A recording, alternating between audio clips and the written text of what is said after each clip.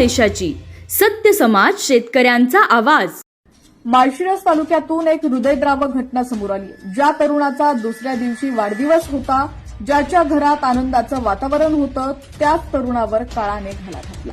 पिलीव जवळील बागवान टेकाजवळ दोन मोटरसायकलची समोरासमोर जोरदार धडक झाली असून या भीषण अपघातात 2 18 वर्षीय तरुणांचा मृत्यू झालाय, तर 2 जण गंभीर जखमी झालेले आहेत। मिळालेल्या माहितीनुसार माळशिरस तालुक्यातील पिलीव येथील बागवान टेकाजवळ 26 फेब्रुवारी रोजी रात्री 8:30च्या सुमारास हा अपघात घडला। राजवर्धन बापू शिरतोडे, वय वर्ष 18, राहणार खडकी, तालुका माण, जिल्हा सातारा हा तरुण आपल्या स्प्लेंडर गाडीवरून पिलीवहून आपल्या गावाकडे जात होता।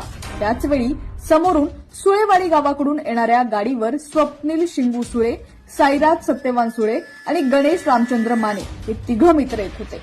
एका 4 चाकी गाडीला ओव्हरटेक करण्याच्या प्रयत्नात या दोन्ही मोटरसायकलची समोरासमोर भीषण धडक झाली।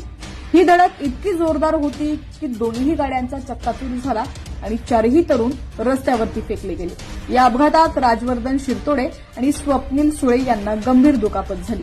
बेशुद्ध अवस्थेत असलेल्या राजवर्धनला तातडीने अकलूज येथील दवाखान्यात नेण्यात येत होतं, मात्र वेळापूर जवळ पोहोचण्यापूर्वीच त्याची प्राणज्योत मालवली। तर दुसरीकडे स्वप्नील सुळे याला अकलूजच्या एका खासगी रुग्णालयात दाखल करण्यात आलं होतं, मात्र उपचारादरम्यान रात्री 1:30च्या सुमारास त्याचाही मृत्यू झाला। आता या घटनेतील सर्वात दुर्दैवी बाब म्हणजे मृत स्वप्नील सुळे याचा 27 फेब्रुवारी रोजी वाढदिवस होता। आपल्या वाढदिवसासाठी नवीन कपडे खरेदी करण्यासाठी तो आपल्या मित्रांसह पिलीवकडे जात होता।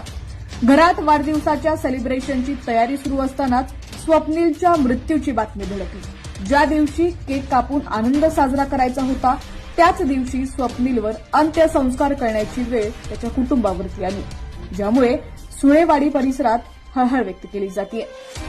या अपघातामध्ये साईराज सुळे आणि गणेश माने हे दोघं देखील गंभीर जखमी आहेत। या दोघांवरही सध्या हॉस्पिटलमध्ये उपचार सुरू आहेत। हे 3ही मित्र म्हसवड इथं इयत्ता 12वीत शिकत होते। 12वीची परीक्षा सुरू असतानाच घडलेल्या या घटनेमुळे त्यांच्या शैक्षणिक भवितव्यावरही प्रश्नचिन्ह निर्माण झालेले आहे।